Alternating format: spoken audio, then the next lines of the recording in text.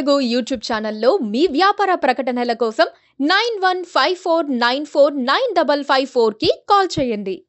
తెలంగాణ రాజకీయాల్లో కాంగ్రెస్ మాత్రమే పైచేయిగా ఉన్నట్లు కనిపిస్తోంది.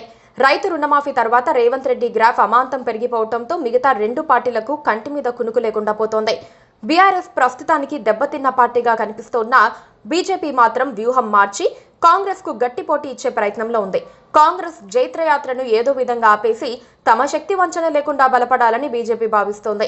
ఈ క్రమంలో తమ వ్యూహాలకు పదును పెడుతూ సమీప భవిష్యత్తులో పార్టీని పటిష్టం చేసుకునేందుకు ప్రయత్నిస్తోంది.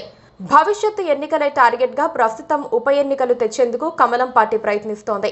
పార్లమెంటు ఎన్నికల్లో 35% ఓట్లు సాధించిన జోష్తో మరింతగా తమ ఓట్ షేర్ను పెంచుకోవాలని బీజేపీ అనుకుంటోంది. ఇందులో భాగంగా బీఆర్ఎస్ ఎమ్మెల్యేలని టార్గెట్ చేయాలనుకుంటోంది.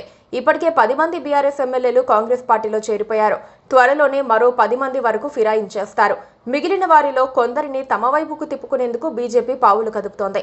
కనీసం 5 నుంచి 7 వచ్చినా చాలని, అప్పుడు తమ గేమ్ ప్లాన్ అమలు చేసే వీలుంటుందని బీజేపీ ఎదురు చూస్తోంది.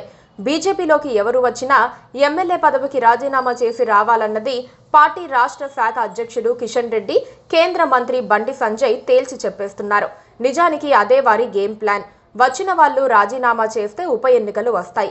ఆ ఉప ఎన్నికల్లో గెలిస్తే కాంగ్రెస్ పార్టీకి బలం తగ్గిందని తెలంగాణ ప్రజలు బీజేపీని ఆదరిస్తున్నారని చెప్పుకోవచ్చు.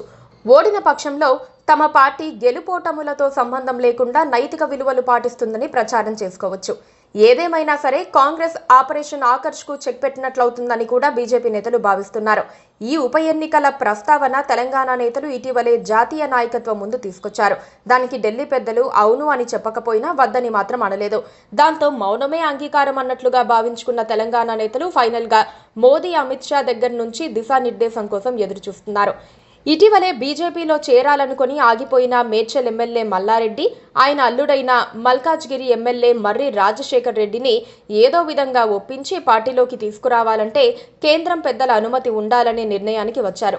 రాజీనామా ప్రతిపాదన నచ్చకే వాళ్లు రాలేదని తెలుస్తోంది. అయినా సరే రాజీనామా అనివార్యతలను వారికి వివరించి పార్టీలో చేర్చుకునేందుకు ప్రయత్నించే వీలుంది. మరి చివరకు ఏం జరుగుతుందో చూడాలి.